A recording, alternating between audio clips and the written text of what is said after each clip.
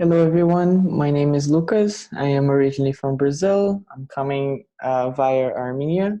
I'm a first year student here at New York University, Abu Dhabi. And today I'll be telling you the story of Alejandra, who is the person who lives in Paraguay.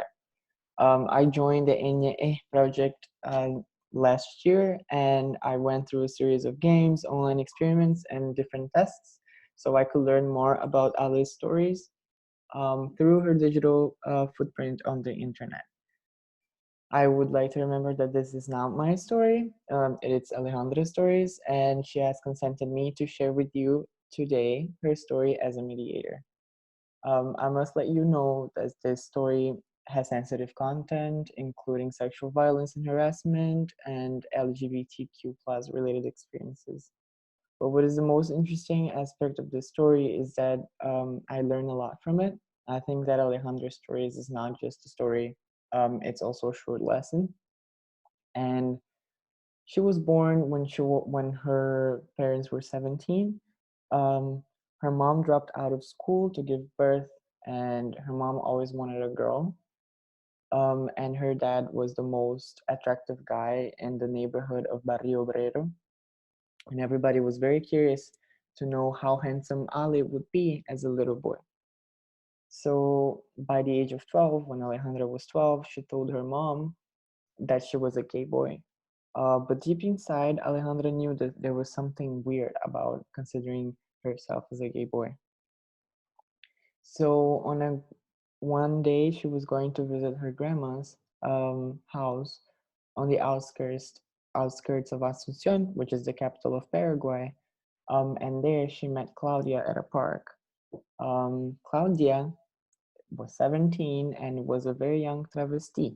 And this person named Claudia was about to graduate high school. Um, it's very funny because Claudia was this very small town girl, and Ale, on the other hand, was this very famous city gay boy who would love to dance to Britney Spears and Avril Lavigne. But somehow they really liked each other and they really met because on the day they met, they immediately knew what identities they had. They shared an identity. So they both came out as travestis together and they became best friends. Ali also told me that she doesn't consider any topic sensitive. She can talk about anything, and that's something that I really admire because it's something that we share. I think this ability to put yourself vulnerable. And of course, as I told you, she identifies as travesti, not trans, not transvestite, travesti. Travesti is a very culturally rooted word, and it dominates people who are not men and neither women. There are people who identity are rooted in the way they dress, and it also, as I said, it's very culturally rooted. So I think it's a very important word. Um, and she, besides that, she still identifies with the pronouns she and her. Um, so for Ale, being travesti is social, political, and statistical. Why? Because statistically, the life of a travesti shouldn't pass 36 years old. That's the prediction. So the life expectancy of a travesti person is 36 years old. She feels like she's born again every time that she changes her hair or her style. And that's why she feels very comfortable talking to her nephew Gael, who is 5 years old, because when she is with Gael, she's nothing but his auntie. Um, so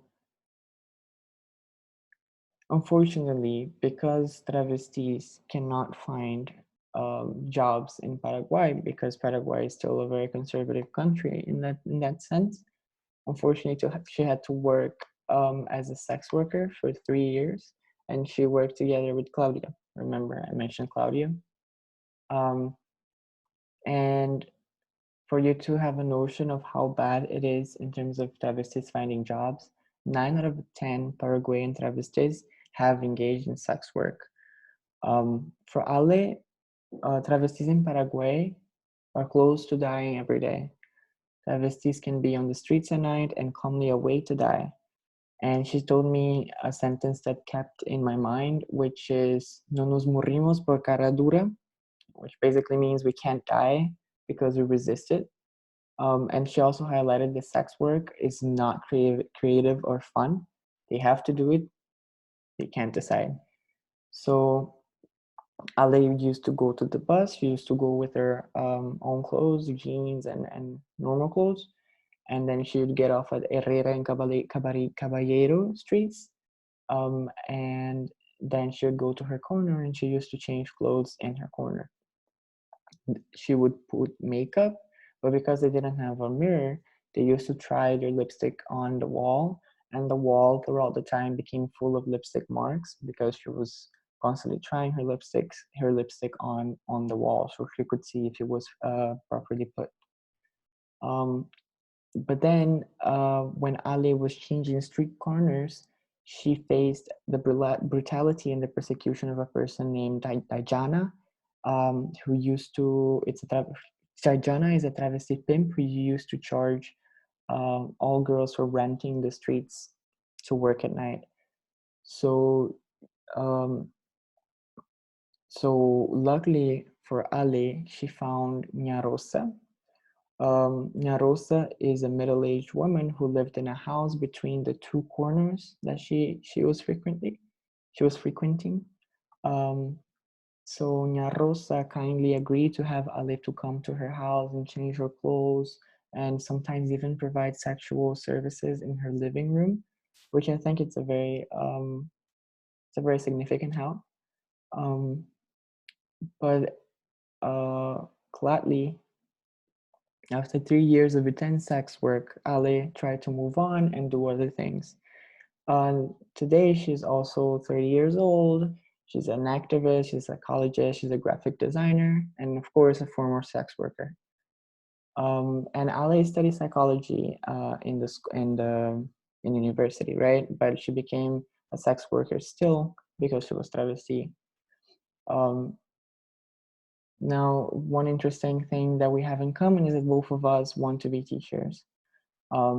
So Ale has worked in, she created actually um, a platform, a movement called Transitar, which is the Paraguay's leading movement for travesti and trans identity. And they run seminars, workshops, radio platforms, and advocacy campaigns. Finally, last year, Ali got a formal job at the age of 29, and the manager of a graphic design company decided to hire two travesti women, Ale and Natasha, which is one of Ale's best friends, actually. And this happened only because there is a initiative called Travesti Job Vacancy, which is an idea that encourages employers to employ travesti and trans people. So now finally Ale makes around $400 a month, which is a minimum wage, is not a lot. And she also has social protection. Of course, this is already much more than she would make in the streets, so that's very good. So one thing that is very important for Ale is that I emphasize that if anyone has ever the chance to employ a travesti or a trans person, do it, because it could really change somebody's life. She's one special thing is that Ale doesn't believe in visibility because in her experience, being visible has made her feel scrutinized and restricted. She just wants to be herself, blend in, and be treated to, and she wants to be treated as everyone else without being questioned. So the idea of, she problematized a lot the idea of visibility, which I think is a very important discussion to have. So yeah, this was Ali's story as far as the project goes, as far as I got to know her. This is only a bit of her life, but this is what I can share with you today. And if you're interested in learning more about Ali's and other people's stories, follow the NAF project on social media and follow Ali herself. Um, Thank you so much for listening to me, and bye.